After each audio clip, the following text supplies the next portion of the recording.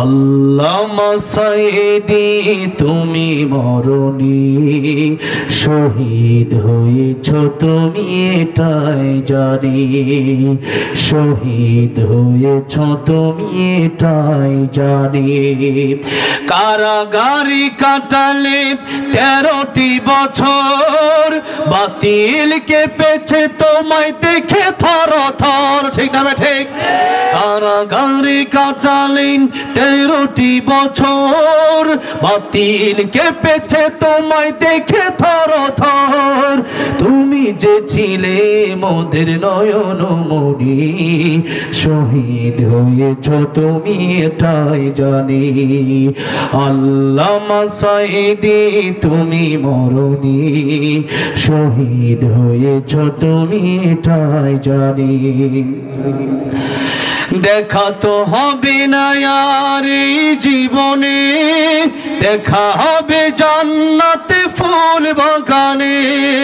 দেখা তো হবে না আর এই জীবনে, দেখা হবে জান্নাতে ফুল বাগানে।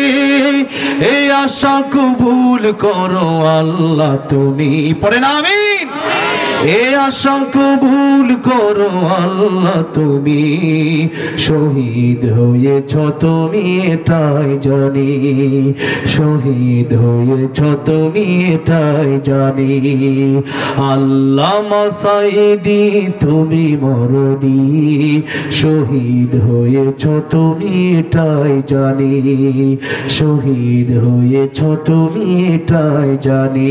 আল্লাহ আল্লামা সাইদির কবর তুমি জান্নাতের উচ্চ মাকাম বানায় দাও, জোরে বলেন আমিন। আল্লাহ আমাদেরকেও তুমি শহীদের মৃত্যু দিও, জোরে বলেন আমিন। আর জোরে বলেন আমিন। শহীদের মৃত্যু আপনারা চান কি চান না?